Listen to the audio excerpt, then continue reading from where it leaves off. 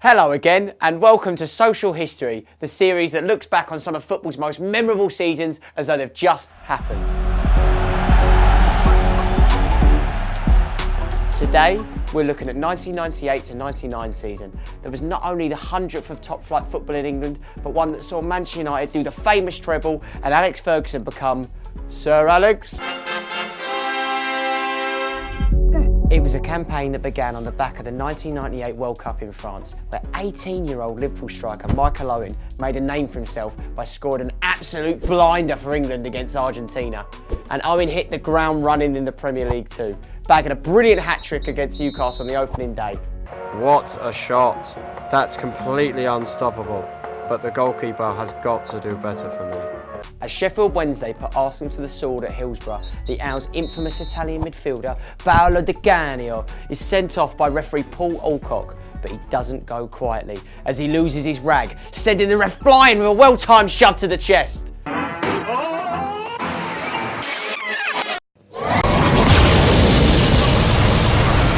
He does receive an 11-match ban and a fine of 10 grand though. Costly. After leading Spurs to their worst league finish since 1994, Christian Gross's disastrous 10-month tenure as manager of Spurs comes to a swift end as he's fired by chairman Alan Sugar. Christian, it's my regret to say, you're fired. Actually, no regret whatsoever. Please don't take it away from me. And guess what? No one cares. You're a total shambles. You're fired. Soon after, he's replaced by the former Arsenal manager, George Graham. Yes, you heard me right. The Scot leaves Leeds United in the lurch by quitting his job at Ellen Road and joining the Gunners' North London rivals. Safe to say, it doesn't go down too well at White Hart Lane. George Graham, are you having a Steffi? Once a gooner, always a gooner. You won't stop talking, why don't you give it a rest? I don't like it, but I'll take it. Over on Merseyside, Liverpool decided their experiment of having joint managers is as daft as it sounds after all, and Roy Evans moves aside, leaving Gerard Houllier to take sole charge in mid-November.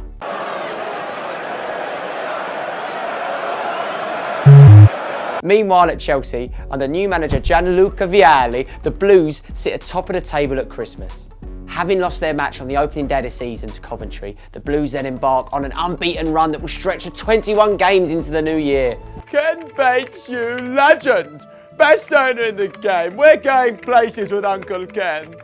Yeah, so glad we're not the kind of club who buys trophies. Hashtag proper club. You went to 2003, la la la la la la la. Though Chelsea are making all the running, they're being chased by Manchester United, who win 5 games in a row in February, including an 8-1 spanking of Nottingham Forest. It's a game that sees substitute Ole Gunnar Solskjaer, the so-called baby-faced assassin, score a record 4 goals in just 18 minutes. Under their new undercover gooner boss, George Graham, Tottenham take the first silverware of the season as they beat Leicester 1-0 and Spurs skipper Sol Campbell lifts the League Cup at Wembley. Come on you Spurs. Spurs back where they belong. I love this club. It's in my heart forever. Just give it a couple months. As the title race nears its climax, Arsenal's 19-game unbeaten run takes them into May at top of the Premier League table, with Manchester United right on their tails. But after beating their North London rival Spurs 3-1 at White Hart Lane, they slip up, losing 1-0 away to Leeds United and practically hand the title over to Alex Ferguson's side.